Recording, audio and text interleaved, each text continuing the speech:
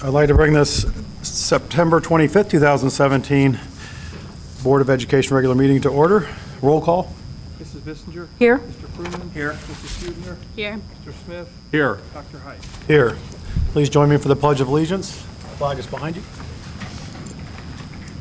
I pledge allegiance To the flag of the United States of America, and to the republic for which it stands, one nation, under God, indivisible, with liberty and justice for all. Thank you, everyone, for coming. Safety briefing. Our exits are behind you and to your right. And that is the only way out, so go that way. Can I get a motion to adopt the agenda? So moved. Second. Mr. Tepfer? Mrs. Bissinger? Yes. Mr. Smith? Yes. Mr. Fruman? Yes. Mrs. Huebner? Yes. Yes. Next up, minutes. Approval for the minutes. Move to approve the minutes of the regular meeting of August 28, 2017. Second. Mr. Tepfer? Mr. Fruman? Yes. Mrs. Huebner? Yes. Mrs. Bissinger? Yes. Yes. Yes. Correspondence, Board of Education, or I have one, sir.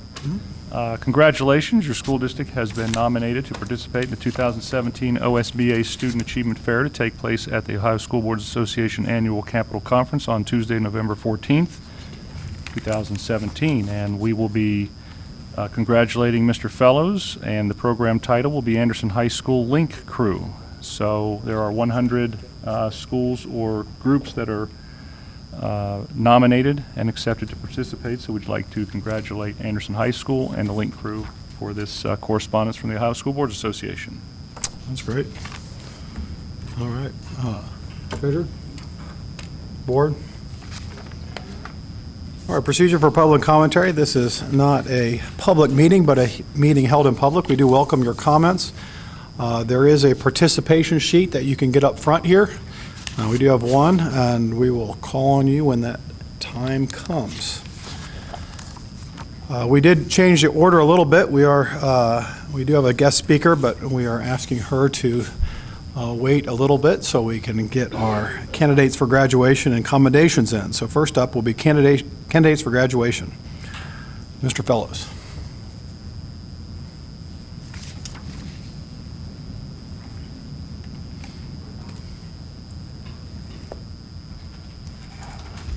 Well, good evening, everyone. It is my great honor to stand before you for the second time since I have been here and award or recommend that the board accepts the graduation of one of our students. We actually have two students on the agenda this evening, one of whom I do not believe is here. I've not seen her. I'm told that she's working. Her name is Taylor Campbell, a student of Anderson High School and the Oaks, and then the next one is Paul Ballard, and Paul's up here this evening. His family's here to support him as well, and I know that Mr. Johnson is in the back taking pictures, his counselor, very proud of his accomplishments. So, you know, we are proud of Paul. I can speak for Mr. Johnson. I asked if he wanted to say a few things, and he was terrified to get up here. So I told him I would tell him, tell everybody that Paul honestly has been one of, and you know, it's tough to say this, but one of his favorite students in working with him through the years. Many times just chatting with him in his office, and has been a really good, solid force for him.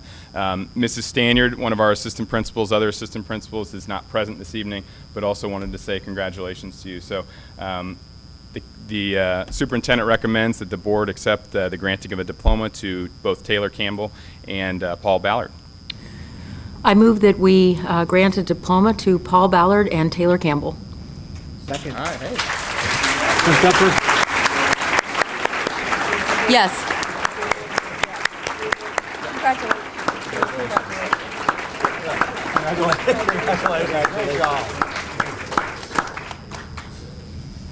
think they were all yeses. And next up are our accommodations and recognitions. We have an incredible number here, which is fantastic. Mr. Fellows and Mr. Spencer.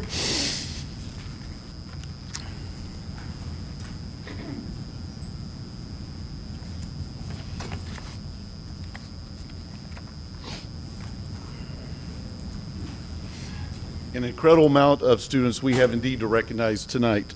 We're here to recognize the achievement of many of our Forest Hill students, both from Anderson and Turpin, on what they've accomplished through the National Merit Scholarship Program. Turpin has 18, Anderson has 18 to recognize tonight, total of 36, which is not only a record for each of our schools, but definitely a record for Forest Hills as far as having that many students recognized. Pretty incredible. It's some of the best of the class of 2018.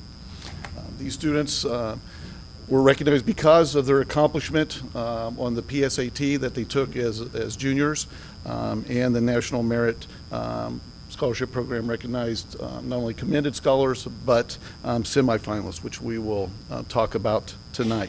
Before we bring those students up and talk about their accomplishment, I think we must first recognize how they got here. I have 3 boys, and I always tell everyone it takes an army for me to raise them, and I'm always recruiting more to help, so anybody out there, let me know. But I think even though most of these students here that are being recognized are very much self-starters, are motivated, have a tremendous work ethic, obviously that came from somewhere. And obviously that came from what their parents have given them. Establishing those expectations, pushing them to go just a little further, a little harder than maybe they thought they could.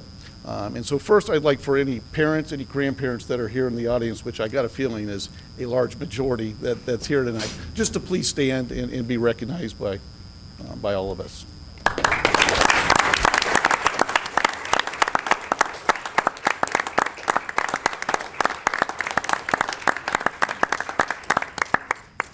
We feel very fortunate to have your children with us in Forest Hills at our schools. They have a tremendous impact on our entire student body and obviously bring great recognition to both schools. We will first recognize students that were commended scholars. There's a total of 22 of these students. So at this time, if I could just have all 22 come up front here, and we'll probably just line you across the front here and see how many we can stack up there. So could all commended students please come forward?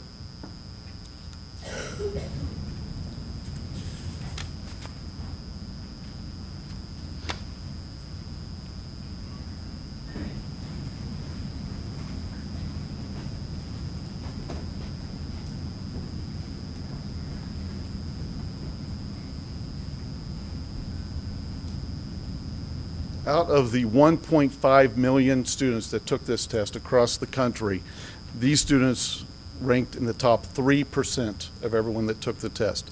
Pretty incredible. It's not pretty, it is incredible, and what an accomplishment it is. Let me recognize first from Turpin High School, and if you can just take a step forward or maybe raise a hand so everyone can see who you are.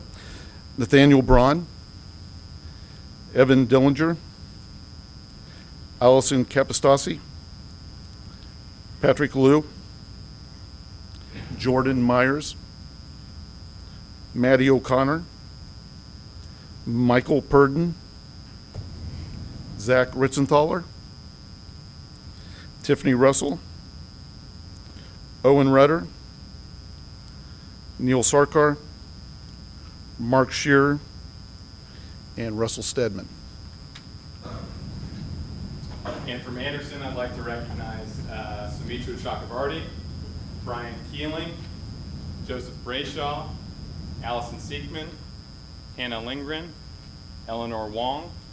Let me see that and make sure I'm not forgetting anybody that wasn't able to be here today. Noah Breitenbecker was not able to be here, and Kate Mizukawa as well. And Zach, I thought I saw Zach White. No? No, Zach White as well. Congratulations.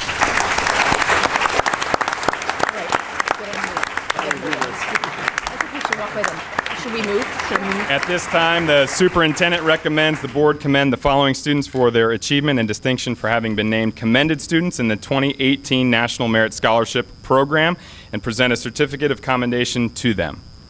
I move that we recognize Joseph Brayshaw, Noah Breitenberger, Sumatra Chakravarti, Bryant Keeling, Hannah Lindgren, Kate Mizukawa, Allison Siekman, Zachary White, Eleanor Wong, Nathaniel Braun, Evan Dellinger, Allison Capostasi, Patrick Liu, Jordan Myers, Madeline O'Connor, Michael Purton, Zachary Ritzenthaler, Tiffany Russell, Owen Rudder, Neil Sarkar, Mark Shear, and David Stedman.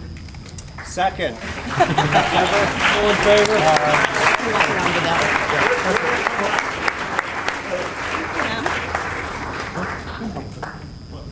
How about we go around? Yeah, we'll go around. Okay. Here, we're going to do this. They stole my direction. I work for them. I work for them.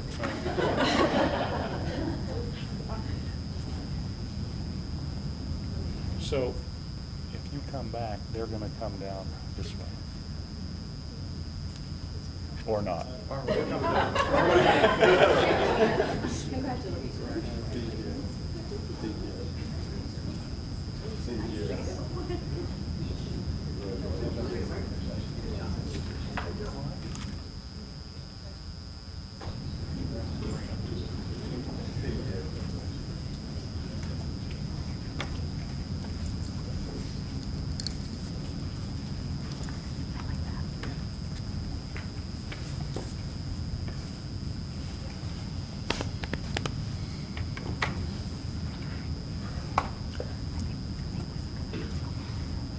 All right, round of applause again.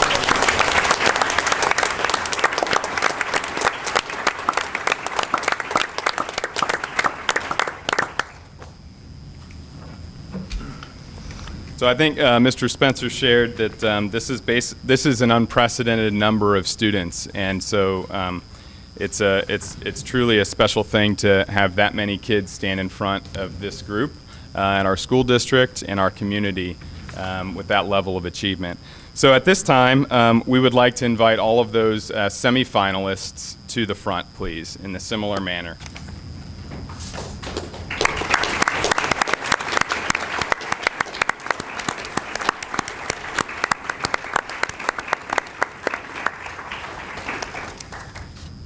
And as they're making their way up to the front, I would just echo similar remarks about them and share that these students, also based on their scores on the PSAT from their junior year, scored in the top 0.5% of all 1.5 million test takers in the country, which is an outstanding feat for Forest Hills. We are certainly exceedingly proud of you. I know that your parents share that sentiment as well, and I can pretty much guarantee, I know from our Anderson students that we have every one of our feeder schools represented up here, and those educators need to feel, those principals in the room need to feel a tremendous sense of pride, because I know that Mr. Spencer and I would echo the same sentiment that it truly is a K-12 endeavor.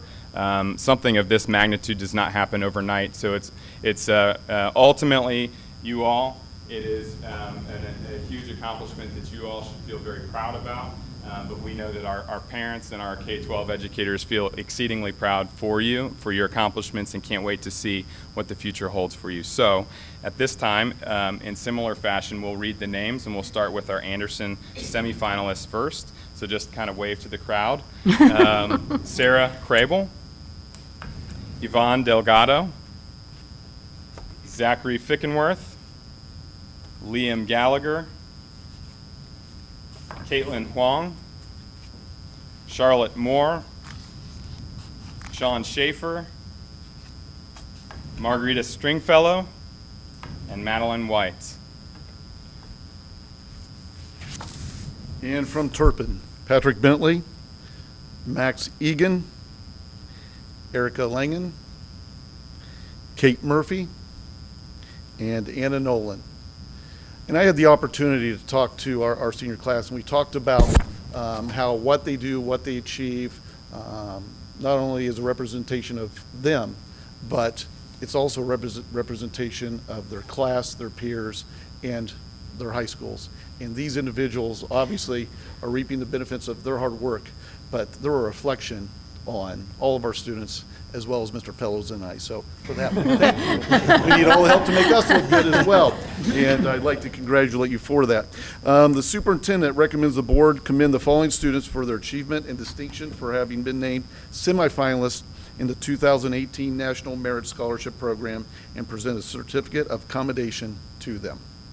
I move that we commend National Merit Scholar semifinalist Sarah Crable, Yvonne Delgado, Zachary Fickenworth, Liam Gallagher, Caitlin Huang, Charlotte Moore, Sean Schaefer, Margarita Stringfellow, Madeline Whites, Patrick Bentley, Max Egan, Erica Langen, Kate Murphy, and Anna Nolan. Second. Ms. Tepper? All in favor? Aye.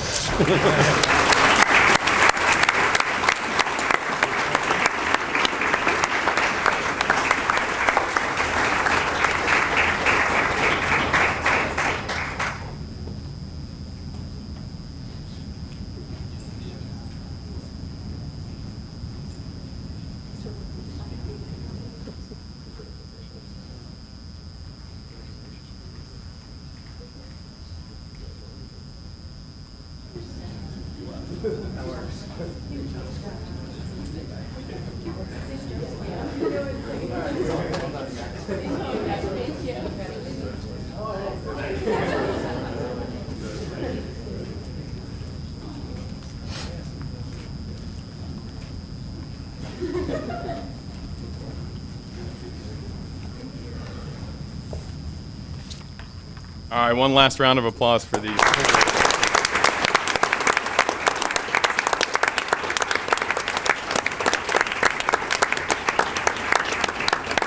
all can head on back with your parents. I believe I'm up next with one more commendation. And if you notice, all of the board members and Mr. Prebles passed by Mr. Spencer and I without shaking our hands, because we did not earn that. That level of achievement is not something that I would have achieved at high school, and we're certainly proud of them.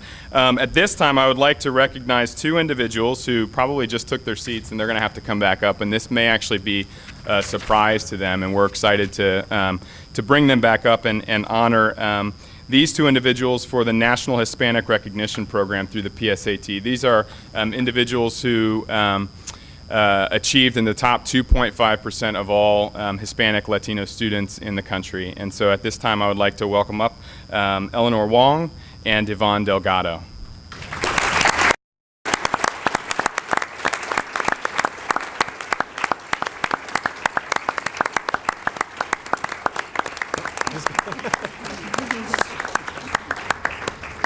And I'm sorry that you are feeling awkward standing in front of everybody right now, but we're super excited for you again for your accomplishments.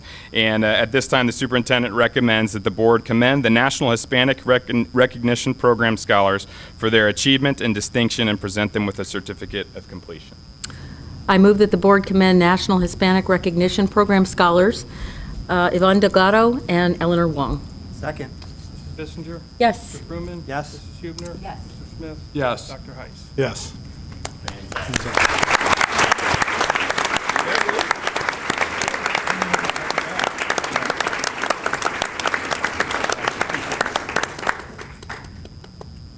You're a small enough group, you get to walk by us. Congratulations. Thank you. All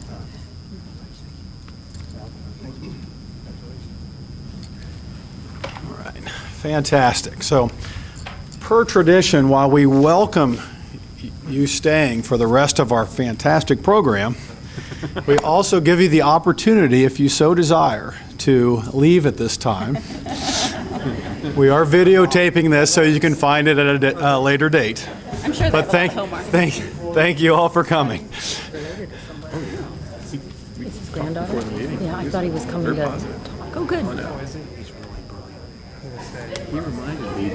Mr. Fellows and Mr. Spencer should stay, right? Yeah.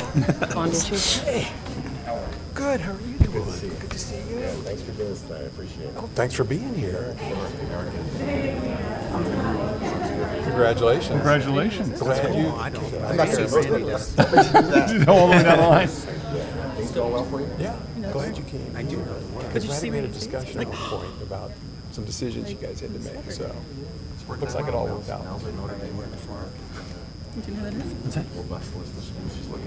Good, good. Thanks for saying something. Congratulations.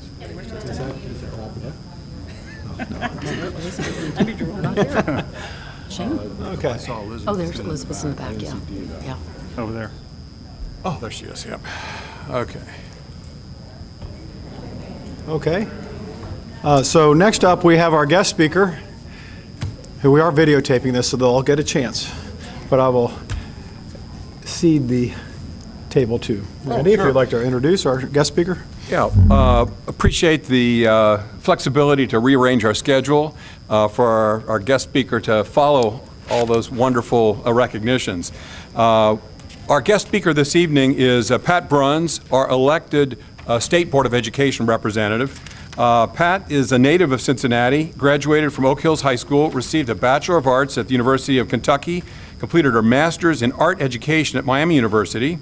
She was elected to the State Board in November of 2014. An art educator in the Northwest Local School District from 1974 to 2004. She was also involved in a variety of professional development opportunities that focused on integrating the arts into the overall curriculum, including presenting workshops locally on concept-based integrated curriculum at the National Art Education Association conferences on discipline-based art education curriculum. Interesting. She served as president of the Northwest Association of Educators. She was an advocate for high-quality public education. She's been a participant and consultant for the Getty Center for the Arts in Education and Cincinnati Education Television Arts Connection. In these capacities, she plans summer arts integration workshops for teams of educators with an emphasis on learning through the arts. At this time, I would like to introduce Pat Bruns, and thank you for being with us this evening. Thank you, Mr. Smith.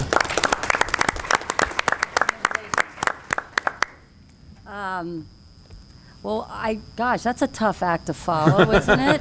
But I really appreciate the opportunity to speak to you all here.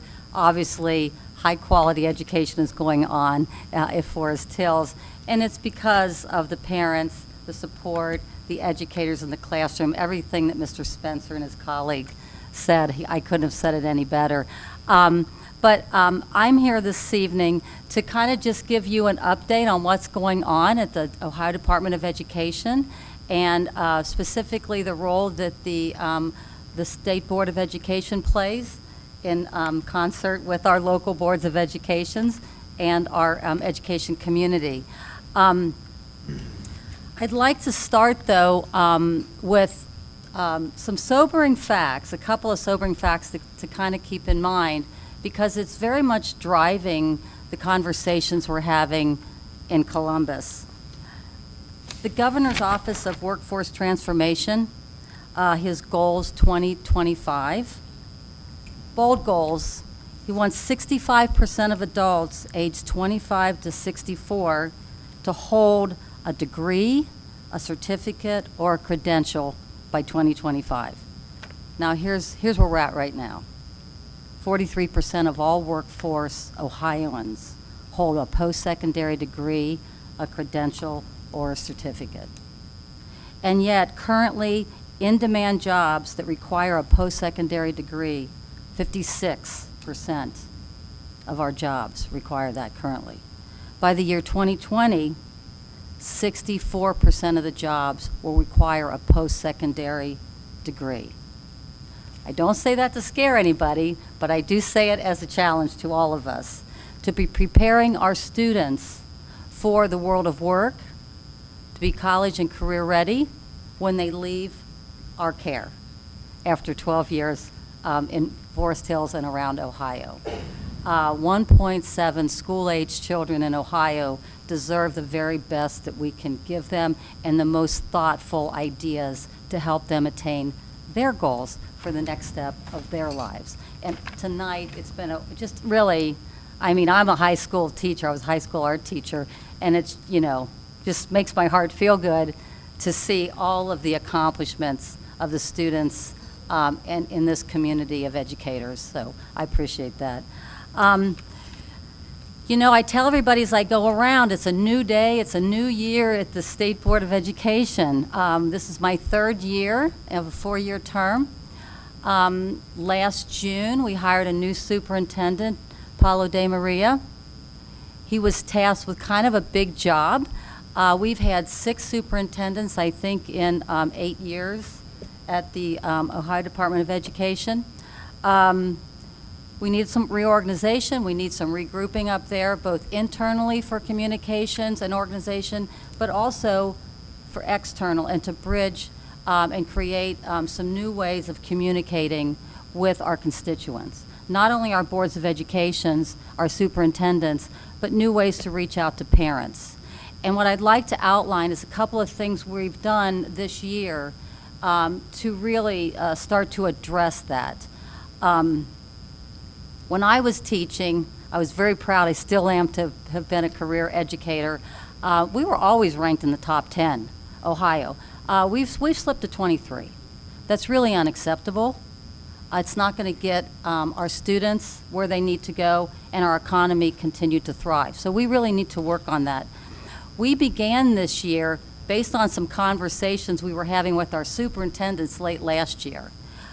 I understand you all have an A on the report, the newly issued report card and graduation. So specifically, this doesn't relate to you, but we can always continue to strive to improve, right?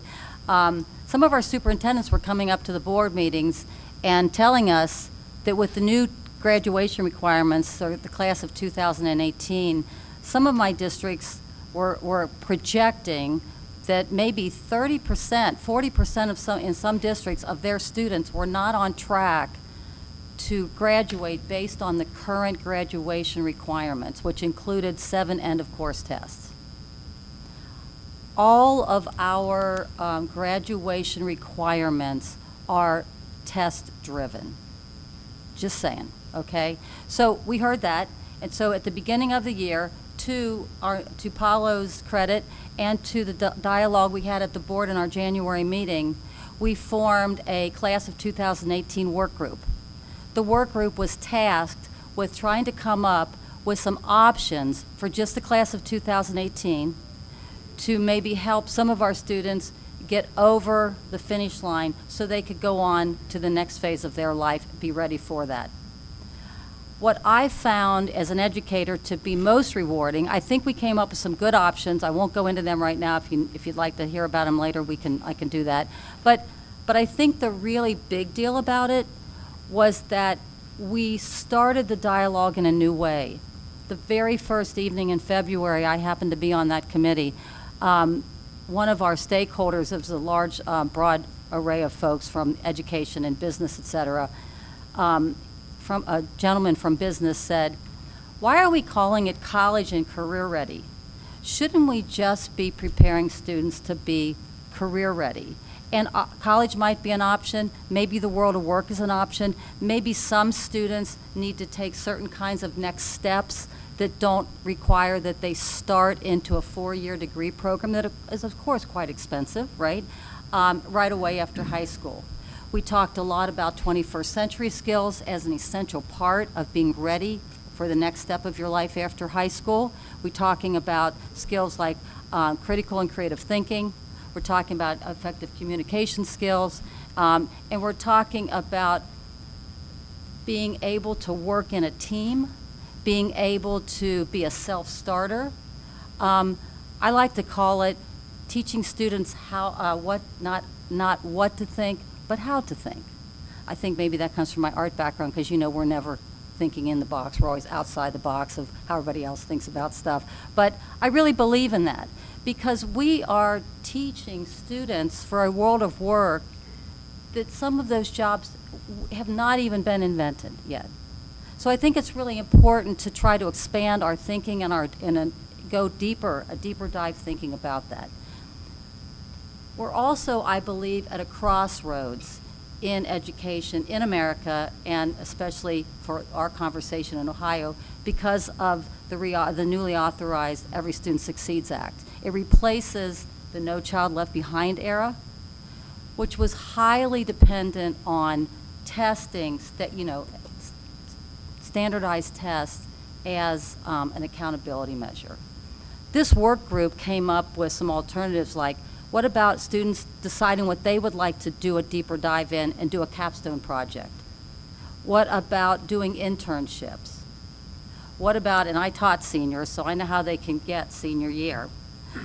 What about giving, a little bit of a carrot for them if you get a certain percentage of attendance your senior year, that shows that you're resilient, that shows that you have stick-to-itness, even if you don't want to get up some mornings and you think you've got all your credits in the bag and you're ready to walk, and it's only March, you know, you get up and you go to school every day, because there's always something to learn every day, right? So this was this was a conversation that we had. Those options did get adopted in the biennial budget, so those will be in place. It's the beginning of the school year. We're yet to know how much that's going to help some of our districts, help some of our students with alternative ways to get their high school degree, a diploma. But I'm encouraged by the fact that educators are really embracing this around the state and trying to make this work for all of our students, because we know how dedicated you are anyway. The other thing is that we're working towards a conversation more about authentic learning, project-based learning, trying to give students a real bridge between what they really need these skills for, so they see the purpose of it. You know, we have Google on our phones now. We need to be helping students figure out how to problem solve, how to take unrelated information and turn it into new meaning for them. So I kind of set that up. That set up the beginning of the year. Moving right along, we got to the superintendents on the heels of our work group that tried to address a specific problem. Paulo said, well, that's fine, but we really need to take a bigger, broader picture look at assessments overall. So he formed a superintendent's assessment advisory work group, and they met and they came up with their proposals, 4 or 5 ideas that we were supposed to be voting on in September. We haven't done that yet. I will tell you why in a minute. But there was a consensus that we need to continue to find ways to reduce testing if we can. And the main recommendations that they came up with, Randy can talk more about this because you were on the work group. So, but is the go back to what Every Student Succeeds Act requires, a minimum of 3 tests at high school. There's some other tests involved, but for our purposes here for graduation, English, math, and science tests. Okay, there's now 7 end-of-course tests. That's on the books. All of the recommendations most of the recommendations that they came up with would again require a collaboration with the legislature. And I tell you that because Senator Lehner is the education chair, and Andy Brenner is the House Education Chair, and they are ex officio members of the State Board of Education. So they come to all of our meetings, the work group meetings. Peggy and Andy came to those. Those were evening meetings, like from 4 to 7 up in Columbus. They would stay late and come to those meetings. So they are well-informed members of the legislature, and they take the lead on bridging the conversation. And we are much more, I believe under Paulo's direction, we are much more actively engaged in those conversations with legislators, which, well, we should be, so that we're being more proactive rather than reactive to new laws that come down the pike. The big thing that's going to drive the rest of this school year, well, listen to me, the rest of this year through December is our Ohio Strategic Plan. Another thing that Paulo put into place, I'm on the steering committee of that.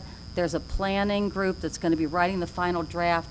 But the real guts of it, the real meat of the work that's going to be done is by 5 work groups that started last week. They are standards, assessments, and accountability, early learning and literacy, excellent educators and instructional practices, student support and school climate and culture, high school success and post-secondary connections. Those 5 work groups are made up of about 25 folks. Most of them are practitioners, some of them from business, et cetera, but it's pre-K through higher ed folks. And they will be doing some preliminary research, and then they have kind of questions that will be, you can find all of this on the website, but some focused questions that will drive their conversations.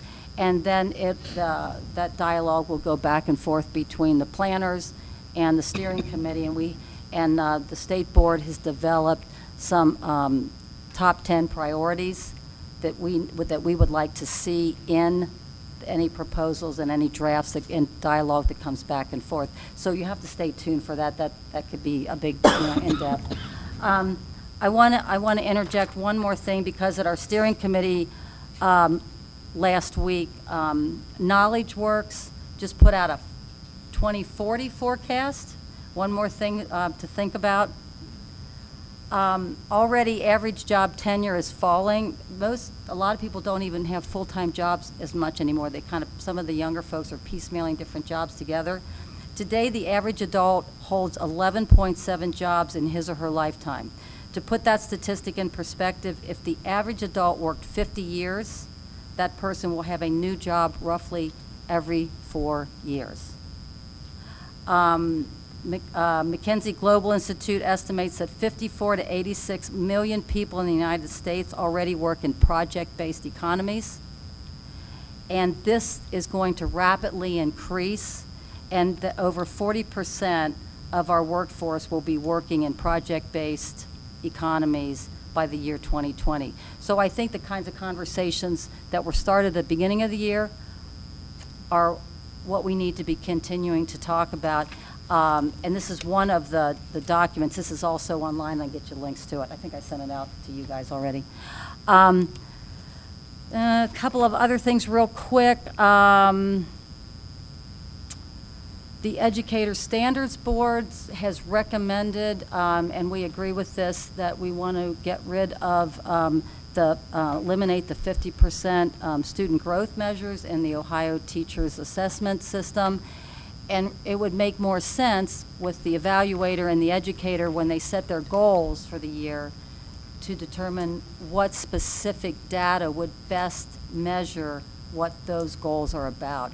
Rather than, you may not be familiar with this, but we have something called SLOs, Student Learning Objectives, and I don't know if your school does it, your schools do it, but schools can opt for an average, and then all of the teachers in that building need to meet those goals.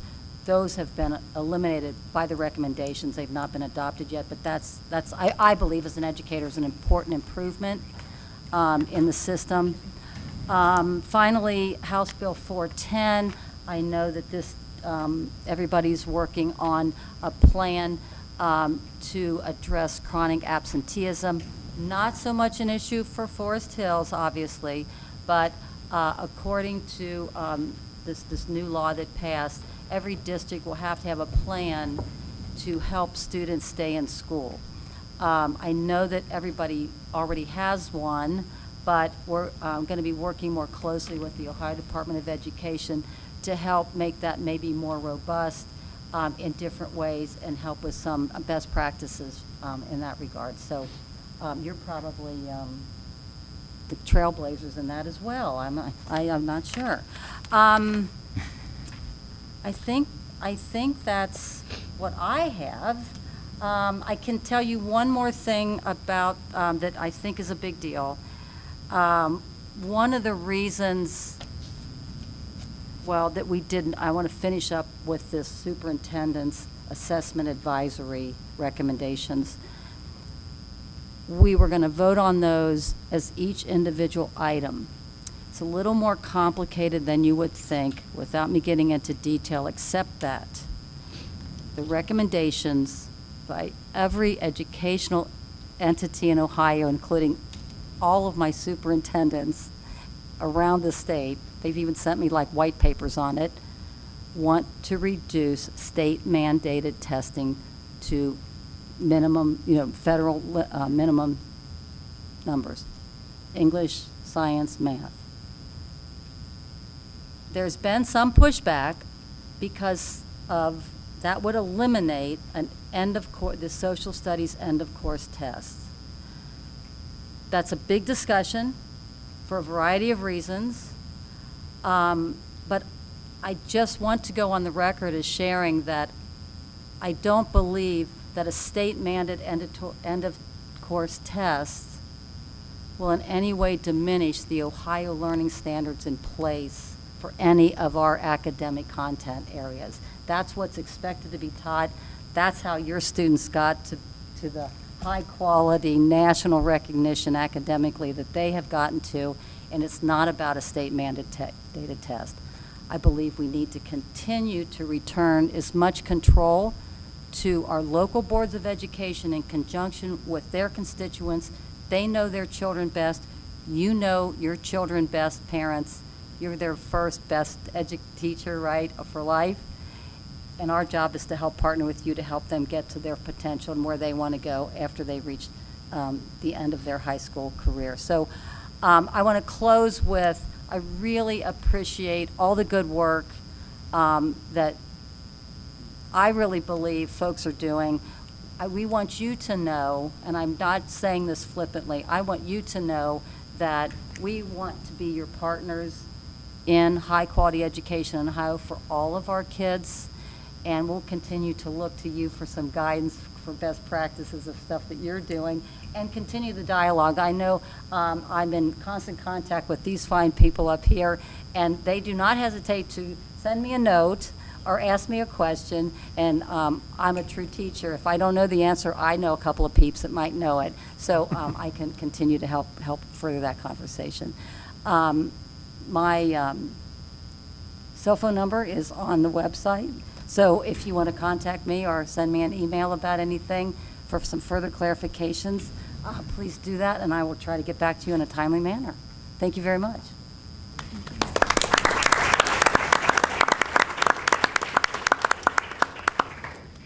Thank you for taking time out to be with us this evening.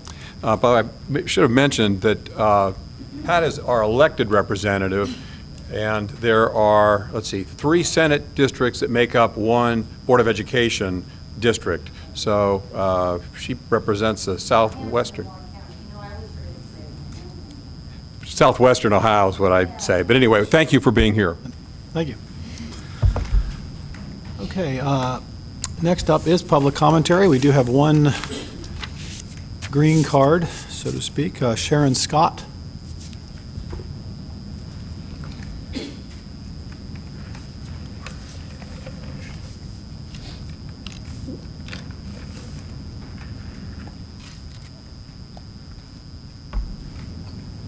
Hi, again, Sharon Scott, 8167 Woodruff Road. I'm an Anderson parent. So just have some commentary and questions about the upper parking lot that was finished. So I understand that the Anderson Township Zoning Commission required green space for new construction. I did not have time to read the past board meeting minutes, so I don't know if you asked for this. If you asked for a variance, and really pushed for a variance for that, because obviously we are very landlocked. Parking is a prime commodity at Anderson, especially during any function that goes on there. There's just never enough parking before, and now you've taken away probably at least 50 spots, possibly more, and it's even worse now. So I just wonder, how hard did you guys really push to get a variance to say to the township, hey, this building has been here for how many years? We're landlocked. There's nothing we can do. This is going to be a problem. So if you could answer that for me.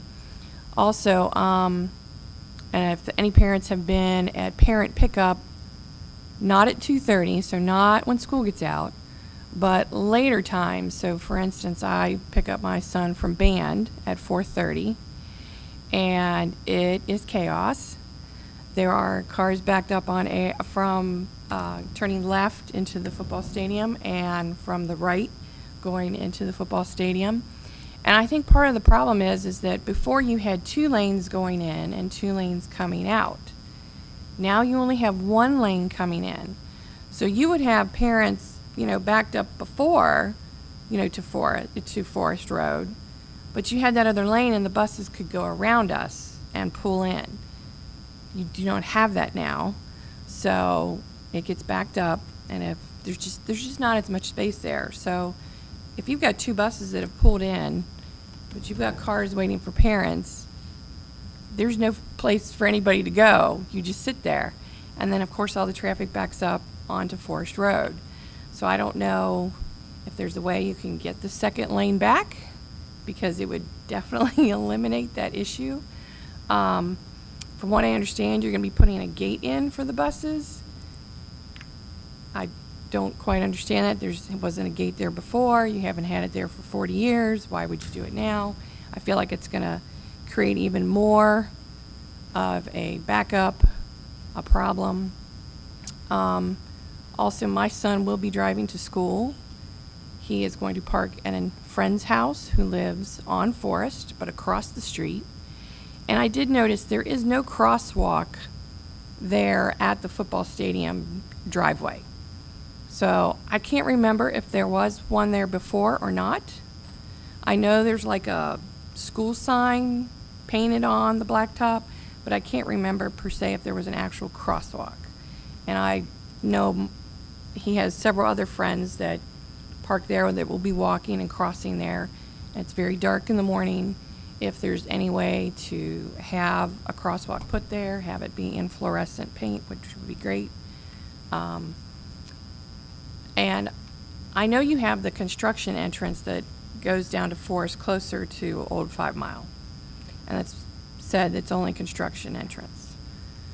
I know they don't come together, but a possible, something to alleviate the bus issue would be possibly just have that as a bus-only entrance, have the buses come in and out of there. If you need traffic to stop, you can put up a traffic light like similar to the fire department on Beachmont Avenue. So it turns red when the ambulance and everybody pulls out. Could be something of that structure, where it shows people, okay, the bus is, it's got a sensor, it triggers, people stop, you pull out. Some way to hopefully alleviate, make it easier for the buses to get it out, make it easier for the parents to get out, just alleviate that congestion somehow. Thank you. Thank you. Next up is district updates from the superintendent. Little report card and quality profile update.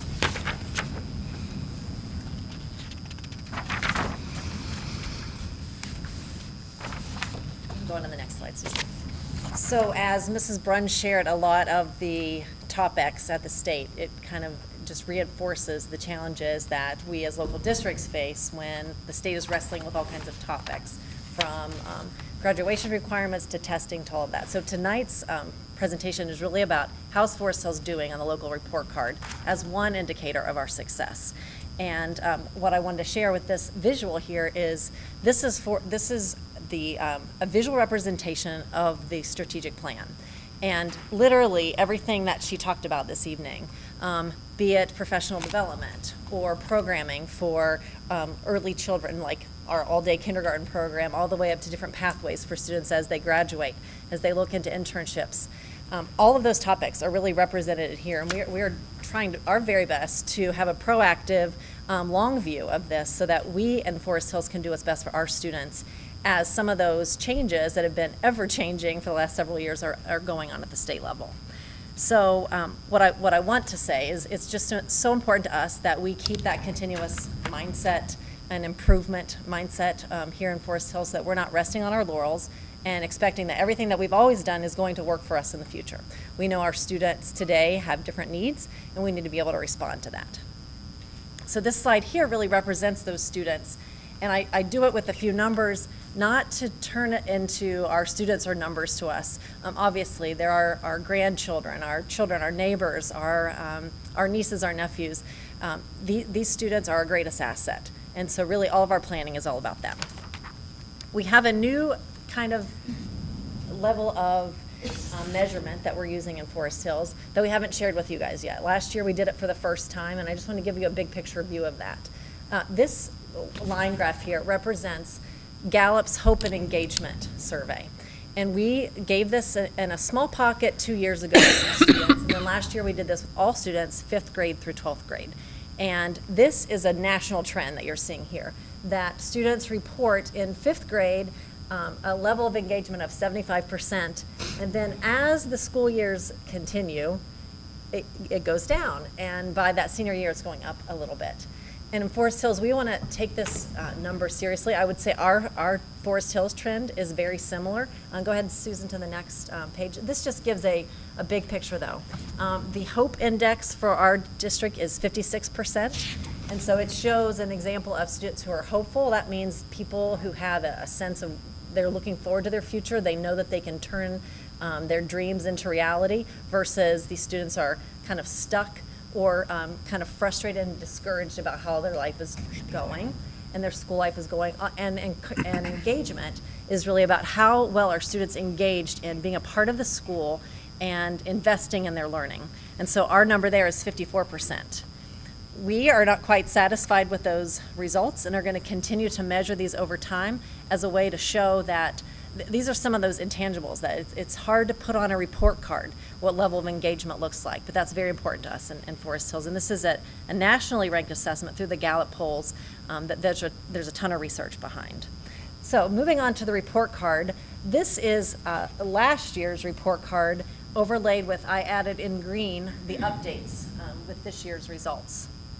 And so just at a quick glance, you can see that we've remained the same in several areas, except for gap closing, which I'll go into depth in a minute, and in K-3 literacy. So we're very proud of our progress that we've made in those two areas. Keep going, Susan. Performance index is the one that we always talk about, and just to give you kind of a frame of reference, we are at 100.8 right now out of 120, and probably the highest that we had in Forest Hills was 107.5. So this is our second year with almost the same tests in a row. Next year will be the year when it's been exactly the same test. So we've been in a destabilized kind of setting, trying to work through new formats, new kinds of questions, new standards, and we are still 1 year away from having 2 years in a row exactly the same. We're looking forward to that stabilization and know from there we're going to continue to see things go up. Where we're concerned, well, this gives you a heat map here of you can tell that we are moving right along. You see it's gray, it's broken down by grades, 3, 4, 5, 6, and not that we're going to get into the details of this, but I thought at a real quick glance you could see that the columns that are red the last 2 years, many of them have turned to green. So that's showing we have that upward trend that we're very proud of. And we have some concerned areas like 6th grade social studies, 7th grade math, 8th grade English language arts, and some of our high school math that we're putting a lot of effort into this school year. Go ahead, Susan. For gap closing, one of our most proud moments is that we moved from an F to a D, and if you'll notice up here, 70% is a C. So we were 69.4, that close to getting a C in gap closing. And what that represents is that our students who are students with disabilities or in other subgroups such as economically disadvantaged or African American, multiracial, we have made huge gains, 10.7 in fact. And that is something we had an all-in attitude, wrapped our arms around what practices can we improve, how can we better define what we're doing, and what results are we getting. So we made a huge gain, and we continue to see this going up. And one thing I'll just add is that bar continued, like for all students, the goal is 80%. You want to meet that indicator. And every year it just keeps going up, up, up, and they keep changing it. So no matter what the report card ends up saying, we are making improvements every year. It's just having to make enough to catch up with the growth is one of the challenges. For K-3 literacy, as you know, last year we didn't do as well as we would like. This year, we have improved in the area of kindergarten so much that we don't even have a rating on our report card. And so that's just, it's showing that our students are coming in more prepared for reading in the K-3. And so when you have less than 5% not meeting those indicators, you don't get a rating. So obviously we're still focused on, are we getting kids from kindergarten to 3rd grade to that meeting that 3rd grade guarantee? And again, making improvements all the time. For value added, this is probably one of our most proud moments because this is showing no matter what the achievement is, we are showing growth in all these areas and not just in one category across the board. So our gifted students, our students with disabilities, the lowest 20%. And this has been the second year in the row that we've been able to do that, so we're very, very proud of that. The graduation rate remains high. It's still not as high as we want it to be. We'll continue to work on that and offer many pathways for students to be able to get their high school diplomas and finish in that 4-year time frame. One thing you're going to hear about as the year goes on is our experience program. It's a remixed, a new version of the Forest Hills Academy that we are looking to offer more opportunities for our students. And so later in the school year, we'll present on the progress there, and I think that will help us raise that achievement score. Prepared for Success is really all about how are we doing as a district to prepare students to be college and career ready. So at this point, 56.5% of our students are earning a remediation-free ACT score. We want to see that go up, of course, but we're really proud of it because what that ends up translating is into dollars, really, because this means kids can enroll in colleges in the 100-level courses and not have to take remediation courses that just cost more money and kind of slow them down. So we're very proud of that. And Susan's moving me on. Okay, what we wanted to do is just reiterate to you guys the things that we're doing as a system to improve in all schools. And so our key efforts relate to the continuous improvement plans that all schools are doing. What that means is the principals are working together with their building leadership teams. They're analyzing their results, really taking a look at how are we performing and what is it that we're doing in the building that is working. Let's stop doing what's not working and let's scale what is going well. So they do that, and we meet about 3 times a year as a system to review our progress. So that's one key effort. And those plans all are written based on literacy, numeracy, gap closing, and culture and climate in the PBIS. And so not every plan is exactly the same. It's personalized for the building, but it falls in those categories. Another strategy that's important for our district is the development of professional learning communities. We've been doing that a little bit more so in K-8 than we have in high school, but the high school is kind of growing in that area, getting very interested in what does it look like when you can give time to educators to come around a table, look at student work, strategize together, actions for the future, work together to support each other and make things happen. And I will tell you, when you get down to our results and you're in the weeds looking at the detail, you can really see where teams of people are coming together, working with an all-in attitude to improve results, because we're having some outstanding results from this effort. And I truly believe we're not, we won't ever go back, because this newfound time that we've had together to support each other and to grow and develop is making a difference in our district. Next, we have our multi-tiered systems of support. We refer to it as MTSS, and you've heard us talk about it in the past as RTI and PBIS.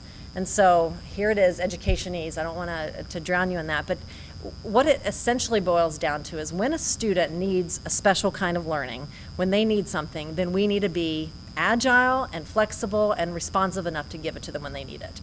So not on our time, but on the student's time.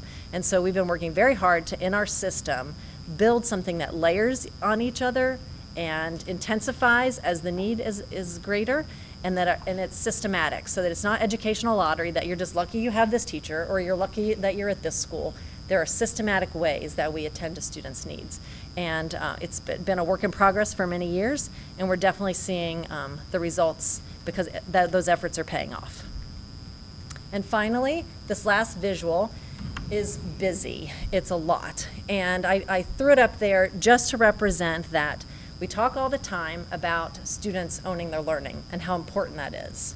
But at the same time, we have an educational system that has been very directive, very compliance-based, and in that kind of factory model. So we in Forest Hills are really taking a hard look at that and saying, how can we put students' voice at the center? How can we put the students at the center and not the teachers at the center of the learning?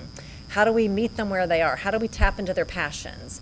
How do we, as Mrs. Bruns was mentioning earlier, how do we provide project-based learning and have students who, when they are passionate about something, develop capstone projects? We are wrestling with all of that in Forest Hills and are working to really come up with what we define as personalized learning. Pockets of teachers have been studying this for the last couple of years. We haven't taken it on as an entire school system yet, but it's conversations we're having as we reimagine learning here in Forest Hills and really ready ourselves to support the vast needs of all of our learners. So That's just letting you know where our results are and the things that we're doing to address those. Any questions?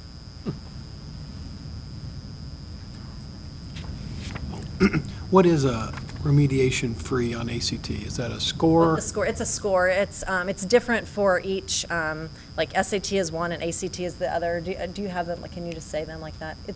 I feel like it's like 17, I don't have it right off the top of my head, but it's a set score that you have to get. So there's like 4 scores on the ACT. Does each one remediation free if you have? Yes, it one? is. Mhm. Okay. So you could have like your reading score, your math score, your science score. Okay, so if you have a 15 on one and then 20s on everything else, you would fall out. Saying you couldn't get it. So- We wouldn't get credit for that. You wouldn't get credit for that, okay. Any other questions? No, thank you. Thank you. Sure.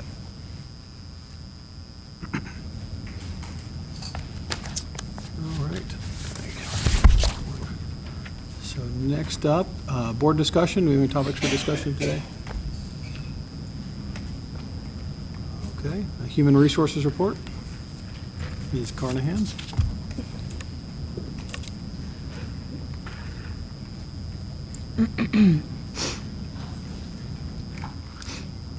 I just realized I came up here with no glasses, so hopefully I'll be able to read this. 11.1, item A, resignation. We have 2 non-teaching staff and several supplemental contracts. Item B, which encompasses E, F, G, and H, are hiring. Item C, change of salary. Item D, change of assignment. Item E, you do see our appointments. We are continuing to hire folks for the 17-18 school year, and you will see that on pages 2 and 3. Item F, we have special services appointments.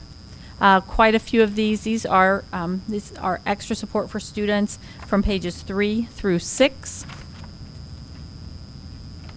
On page 6, you see item G, which would be our appointment of coaches and advisors, again, for extracurriculars, co-curriculars, on pages 6 and 7.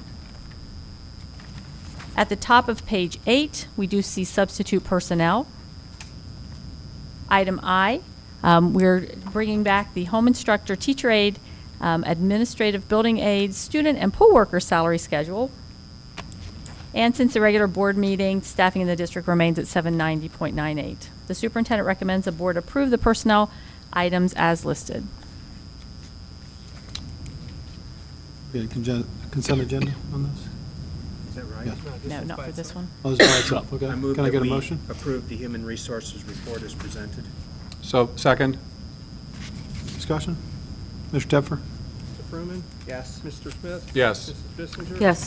Mrs. Huebner? Abstain. Dr. Heiss? Yes. Family members on. Okay. Facilities update. Mr. Johnson?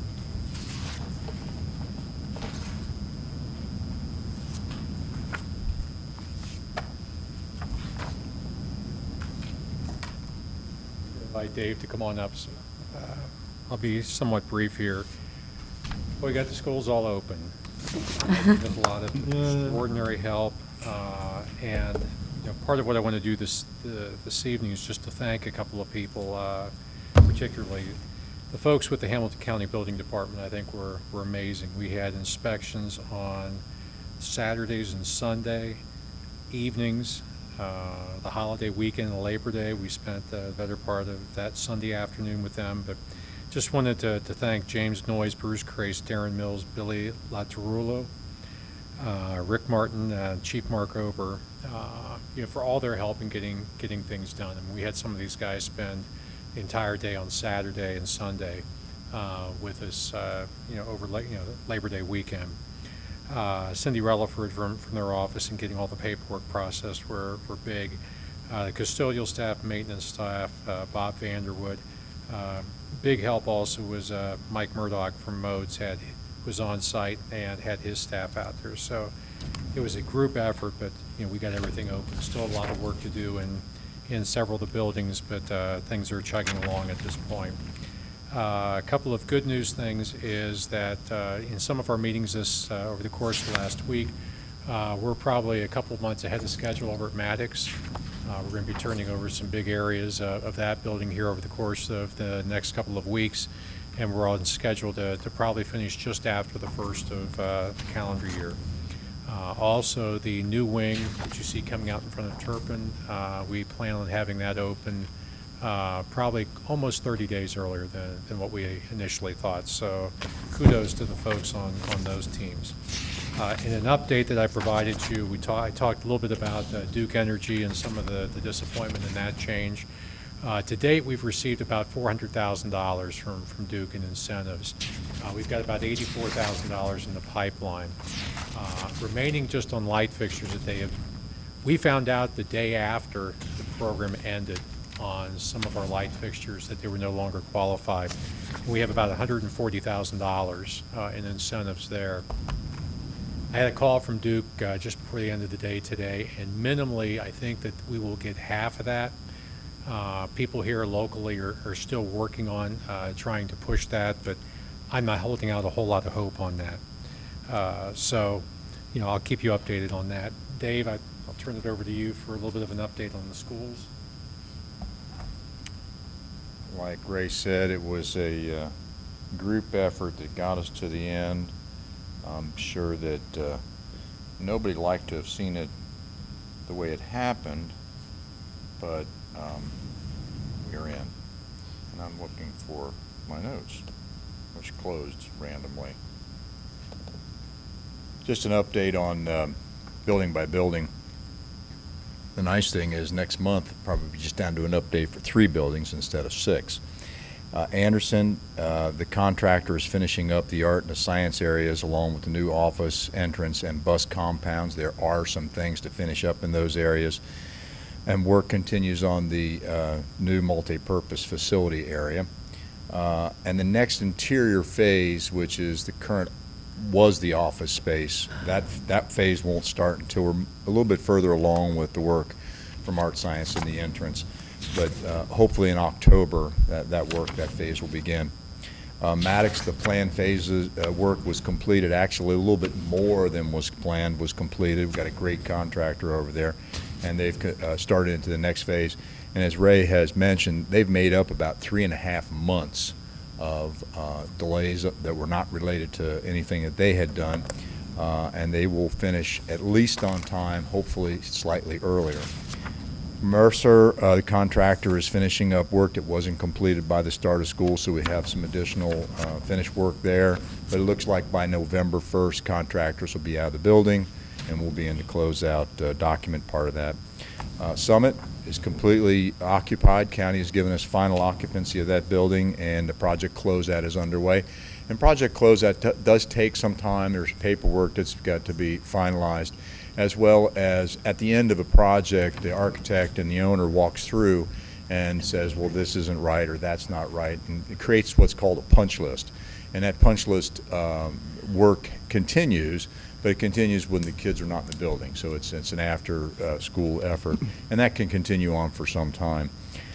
So that's what's going on at Summit. At Turpin, the planned phase work was completed by the start of school, and at Turpin we had modified the phasing a little bit to accommodate the scale of the work that had to be accomplished.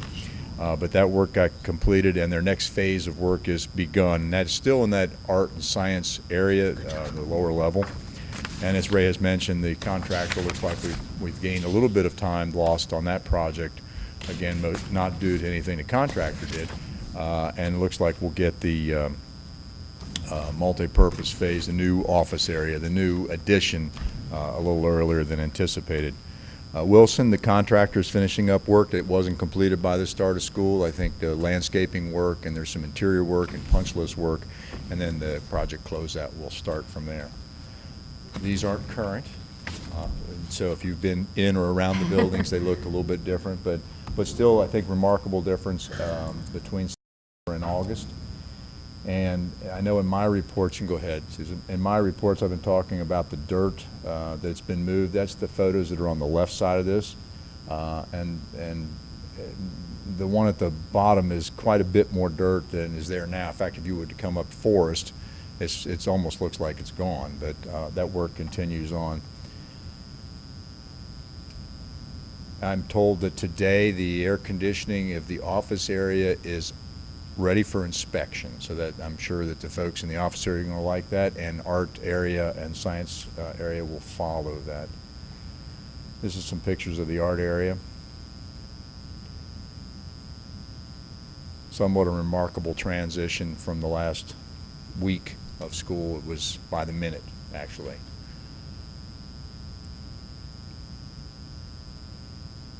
Cafeteria.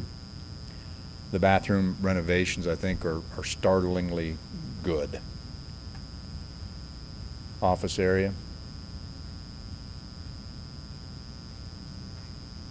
And some of these pictures that say August could actually be late September. They were that much work occurring. Somatics, the work at the top left is, for those that don't know, that's a detention pond that had to be created when we did the new parking lot and the new building, and that work was included in this phase, not the site work phase, which was when we did the parking lot. I really like the notes, the thank you notes for our new school, which is still under work, is still under construction. But I think the entranceway in that turned out very nicely. This is the media center. This is the music area. And there's another classroom that's in the next phase. So there's 4 classrooms that are being worked on currently. Mercer's new entrance. The outside doesn't do as much justice as the inside, but I think the next shots. I'm sorry, the next one's after that. I think it's a really cool entrance. A lot of vaulted. The work on the top is finished. Railings are going to replace this wooden thing that looks like a barrier.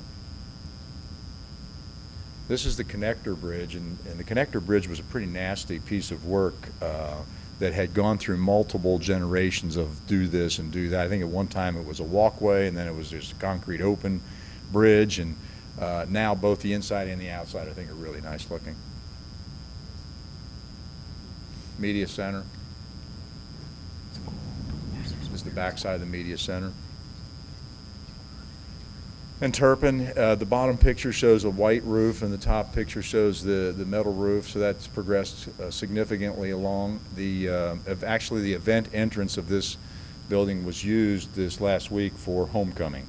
So we're not far from turning that whole part of the building over. And that's a gorgeous, the upper right picture is a picture of the concession area of the basketball court foyer. These are office areas. You can see that you've gone from drywall to paint.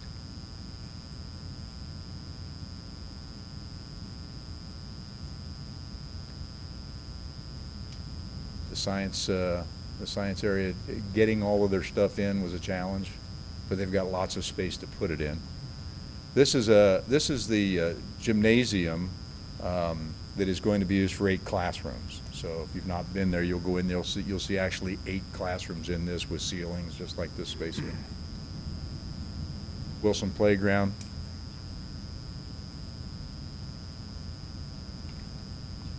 Kind of finished, I think. I think that's the last one. Any questions?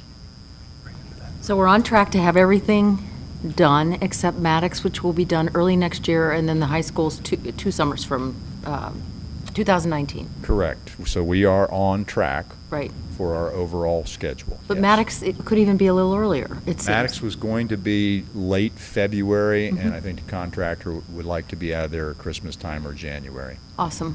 And he's made up considerable time. Yep. You said Summer or Anderson, but I think that's actually a little bit farther than Summer. Yeah, Anderson and Turpin go to the next summer. 19. Right. That's what I said. I had 2 things. One, you mentioned the inspections that took place on Saturday and how grateful you were that the building inspectors were there, but that means you guys were there also. Thanks for putting in the time. Oh, I suspect you were probably there also. But anyway, thank you. That was You're welcome. above and beyond. The second thing I wanted to mention was I wanted to thank Mr. Spencer, Mr. Buck, Mrs. Davidson, and Mr. Fellows for allowing me to tour your buildings last week. It was very impressive. I want to just share one quick comment from a teacher at Mercer. After Jody, we finished the tour, She said, what was your favorite part, or what was the most impressive, something like that. And to me, it was the reaction of the teachers, because especially in Mercer, if you knew Mercer before and had been dropped in there now, you would absolutely think you're in a brand-new building compared to what it used to be. But the teachers said, one in particular was almost emotional. It said it's changed the way she is able to teach. And that, to me, was a real seal of approval for all the work that's gone into this. Because I remember when we were talking about the bond issue, we were talking about 21st century learning environment. And I was not able to really articulate exactly what that was. But it's one of those things, you know it when you see it. And if you've been in Wilson, the Learning Center at Mercer, some of the places at both Turpin and Anderson, although we're a long way from being finished, you can see what's coming. It's just very exciting. I just was compelled to, again, I appreciate the opportunity to see these places, and it's just really exciting. Anything else? Okay, thank you. Thank you. I'd be remiss if I forget to mention one person, Jeff Aliudo with Hamilton County. Very instrumental in helping try and organize this. We had a couple meetings with him early on in the process and really got us back on the right track of things. A couple other very quick things. As far as the art wing goes, they're powering that up as we speak. So it'll be ready for inspection tomorrow as well. A couple other things, just one kind of comical, is that not everything, as you might imagine, went right over the course of those 2 weekends.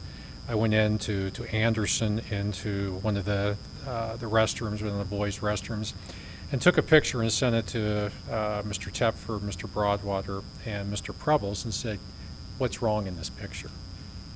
And what was wrong is it didn't take long for Mr. Broadwater to spot it. We had clear glass in the window looking out over the parking lot.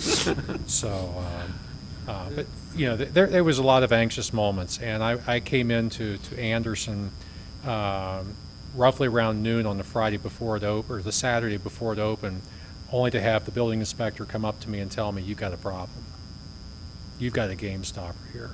And it took everybody's effort there who was in the building, Rob, all the trades working together to get things taken care of in about 24 hours and got it done. And Billy, the inspector, was great. So glad that part of it's behind us. I've got change orders now. Items 12.2 through 12.11 are change orders for each of the respective buildings. This information is provided to the board prior to tonight's meeting. Item 12.12 is approval of a lease extension with BEE Properties and Broadwell Factory Group. This is, one of these is, I think BEE is where we're releasing for the buses. We're actually extending it 2 months. It was scheduled to expire at the end of August. We're going to be moving into the temporary offices on the Anderson campus, but that probably won't be until October, so we'll be utilizing some of that. The piece of property on the Broadwell Factory Group was where we were storing some of the new furniture and using it as a staging area, so we had to extend that into September. So, you know, so I'm asking for the board's approval on that. So, on 12.13, it is the elimination of reduced price change charges in the school meal program.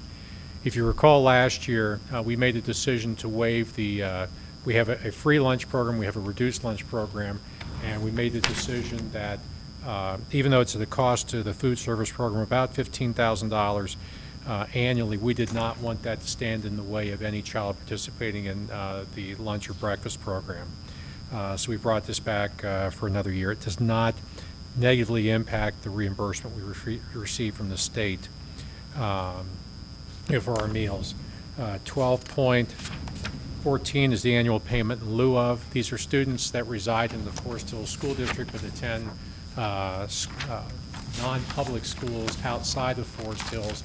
They have to live within a 30-minute drive from their home, from their home school. We've set these things up. Last year, the reimbursement was $250. Sometimes the state makes a change of this, and we don't find out until much, much later in the year. So it's possible I may come back in March or April to increase that, but it's set for $250 for the school year. And I've got the schools listed where we're transporting the students to. So superintendent recommends, approval of items 12.2 through 12.14.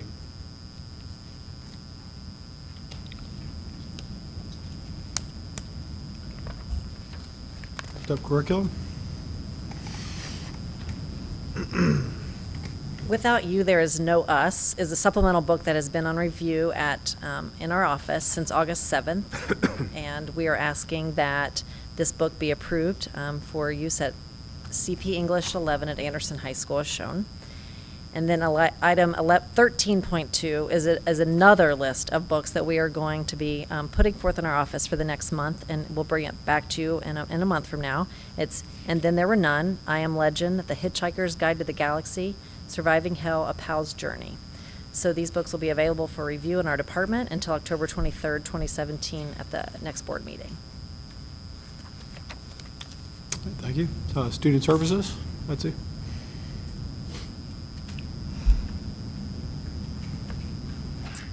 Items 14.1 and 14.2. For 14.1, we have a residency waiver. This is a request for the approval of a residency waiver for Jacob Michael McGuire. Jacob's a senior at Anderson High School. He'd like to remain there for the 2017-18 school year.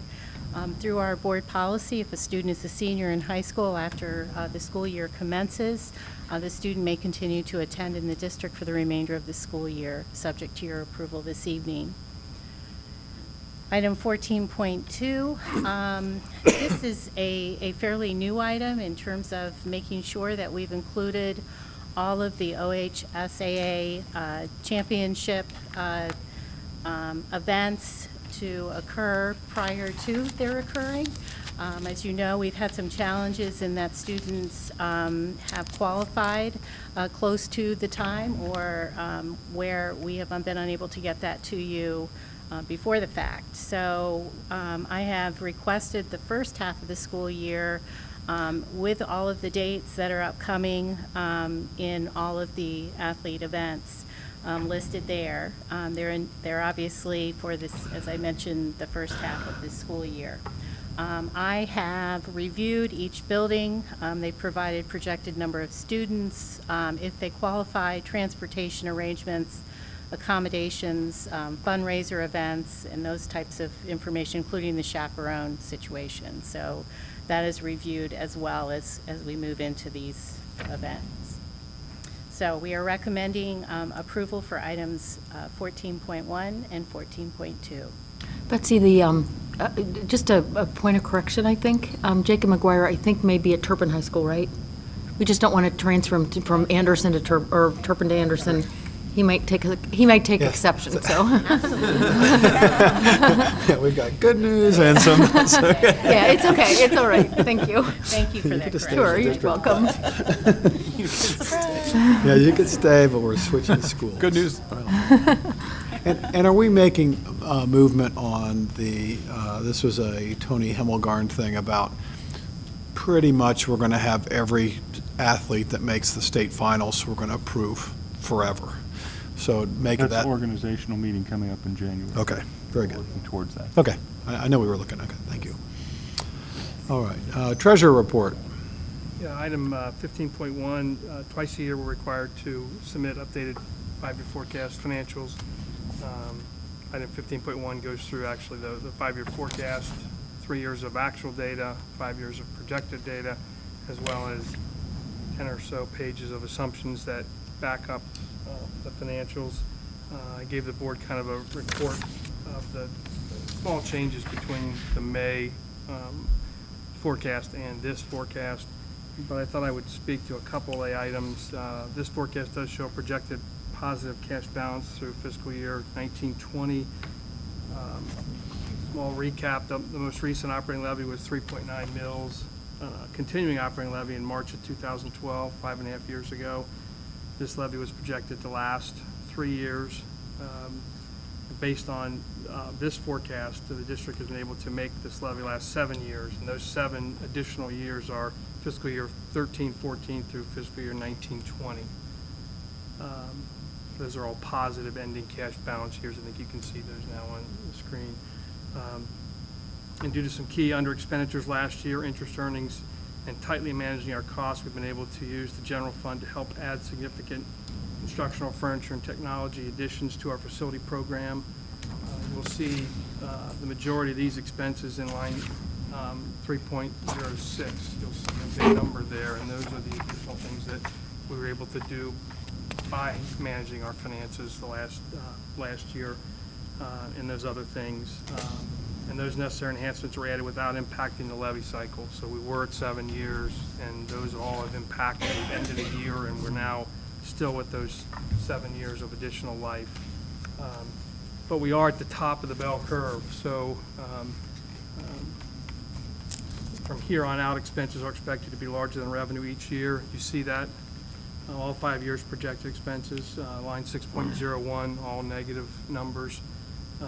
Why is this? Well, we have two main sources of operating funding, state and local property taxes. Our state funding is about 1/3, local property taxes 2/3. 10 years ago, it was 60-40, and you can see how things have changed. We've been pretty much flat funded for over 10 years. So instead at one point we were 60-40, and now we're 2/3 local property taxes. And like I said, those two numbers, local property taxes are actually capped by law, so the dollars that the 2012 levy were projected to generate are identical to what they are today. So those two forces are really what forces school districts to be on the ballot on a regular basis, and what we need to do is continue to extend that as long as we can and still meet our program requirements. Now we're at the point where our cash balances are at their highest, and we will then start to spend that cash balance down. And that brings up really the two checkpoints that are part of board policy regarding the forecast. One is beginning in FY20, the district's projected cash balance drops below the 10% target of total revenue. The current fiscal year, FY18, has been 2 fiscal years of this target being hit in FY20, which requires board discussion and possible action. And the second checkpoint is the district's cash balance is projected to be positive for the next 3 years, 18, 19, and 20. Next year, in FY19, we will be within the 2 years of positive cash balance window. All that really means is we need to start thinking about what we do next and looking at our operating funds. The good news is we're able to do a lot of things that, to help facilities and to continue to drive programs, but we do have pending financial needs that are probably, well, not probably, based on this forecast and the assumptions, the estimated year for an operating levy would be 2019, sometime in that calendar year, with collections in 2020.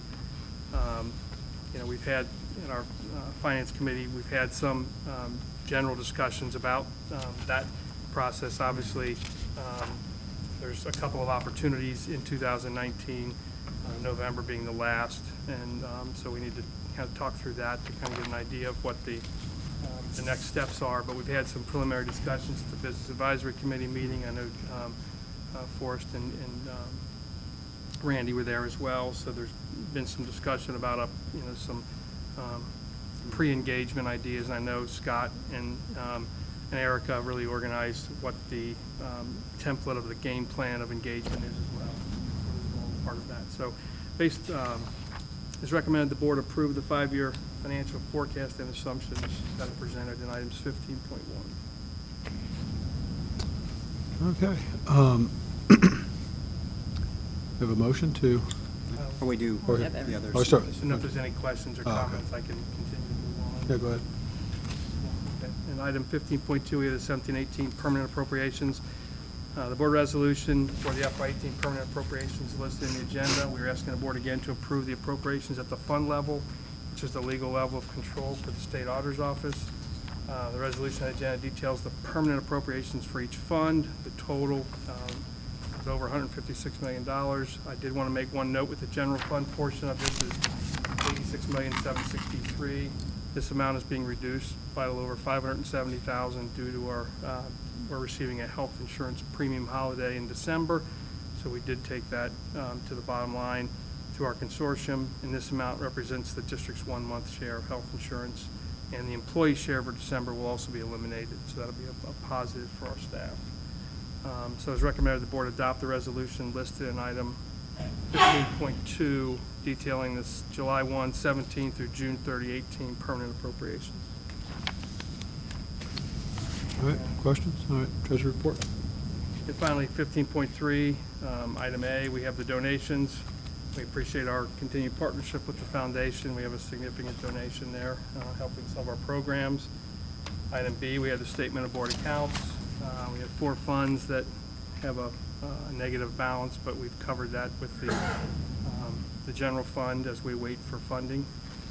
Item C, D, and E kind of explain where we are with receipts. We did get a TIF check last week, so obviously that will line back up. But D and E kind of explain the expenditures by function and by object, and we're pretty much about 1% lower than our 3-year average, so we're within line with where we expect to be at this point in the fiscal year. F is our monthly bank reconciliations. G, a list of investments in our portfolio of investments. H is requesting approval for board service fund expenses. And I is requesting the approval of a new federal fund 599. All those together, it's recommended the board consider the approval of items 12.1 through 15.3. And I know we need to pull out a couple of those, but that's the consent agenda. I move that we approve items 12.2 through 15.3, except for 12.2 and 12.3, and my understanding is 13.2 doesn't require approval, but will be held till next month. Those are the books that are on review. Second. Discussion? Mr. Teffer? Mr. Fruman? Yes. Mrs. Bissinger? Yes. Mrs. Huebner? Yes. Mr. Smith? Yes. Dr. Heiss? Yes. Can I get- Items 12.2 and 12.3. So I move that the board accept 12.2 and 12.3. Second. Mr. Teffer? Mrs. Bissinger? Yes. Mr. Smith? Yes. Mr. Fruman? Abstain. Mrs. Huebner? Yes. Dr. Heiss? Yes. Now reports to the Board of Education. First, the Business Advisory Committee report. Yeah, we had a very spirited discussion to talk about kind of where we were with facilities as well as financials, and we hope to pull some of those folks in to possibly engage a little bit more as we approach engaging our community. So I don't know if Forrest or you and Randy have any comments, but I thought it was a lively discussion, a lot of different viewpoints, and hopefully we can use some of their energy to help us. No, I think it laid some of the groundwork of where we have to go as far as levies go. These are people that are engaged, and still there are questions about bond versus operating levy.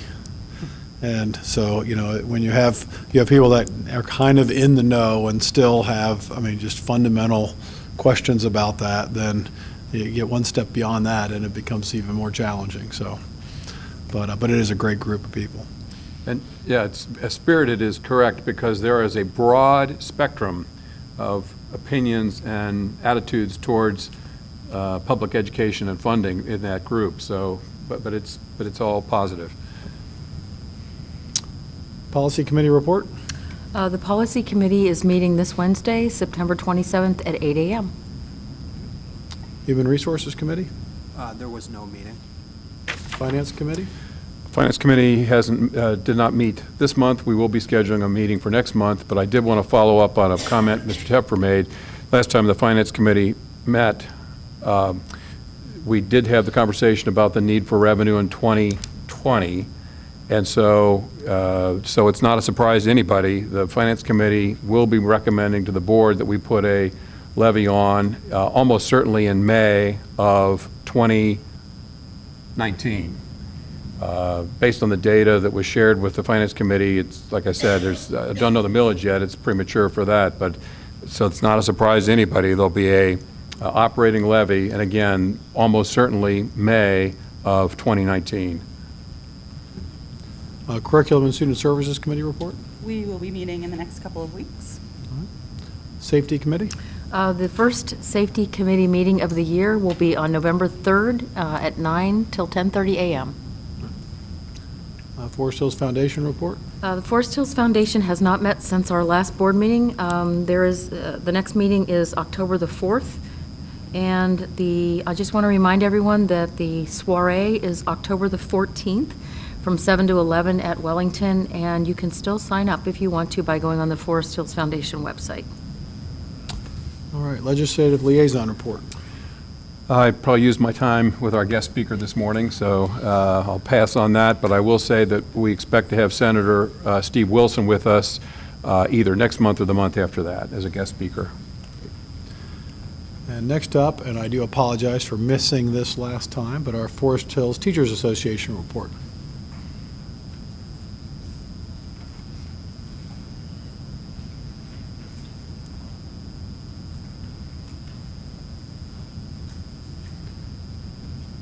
Good evening, members of the board. My name is Ben Schultz. Currently, I am the treasurer-elect for the association, and I'm working as a member of the association's executive team. President Lawver is unable to attend this evening's meeting and sends her apologies. The association would like to communicate 4 items to the board this evening. First, a warm and gracious thank you to Julie Bissinger for her kind words of welcome on opening day. It was truly well received and much appreciated. The teachers enjoyed seeing the board, and especially having Julie provide the opening remarks for the 2017-18 school year.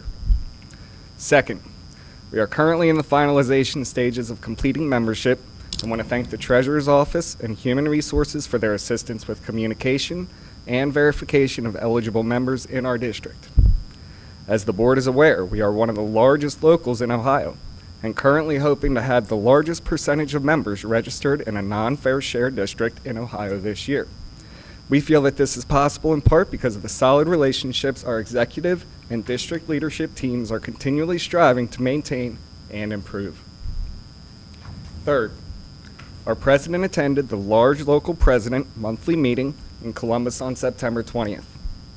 While there, she gathered additional information on OTES, the evaluation measure in Ohio, and she will be working with the district's OTES committee to make needed adjustments within the realms of continuing change. Finally, Columbus has brought to the table the need to work and lobby with current legislators who are friends of public education. President of OEA, Becky Higgins, shared that the doors for public education are not necessarily Democrat or Republican, and encouraged schools and teachers to be aware of the needs of public education as they are voting this November. If there are any questions at this time, I'll take those. Thank you very much. Thank you. Appreciate it. Thank you. All right, next we have executive session. Before we do that, our next regular meeting of the Board of Education will be in October, on October 23rd in this room. We do not anticipate any actionable items after our executive session. And thank you all for coming. I move that pursuant to Ohio Revised Code Section 121.22G1, the board adjourned to executive session for the purpose of considering the appointment, employment, dismissal, discipline, promotion, demotion, compensation of a public employee or official, and pursuant to Ohio Revised Code 121.22G3 for consulting with a legal counsel to discuss disputes involving the board and/or the school district that are the subject of pending or imminent court action. Is that it? I think that covers it. Mr. Steffer? Mrs. Bissinger? Yes. Mrs. Hubner? Yes. Mr. Fruman? Yes. Mr. Smith? Yes. Yes. Thank you all for coming.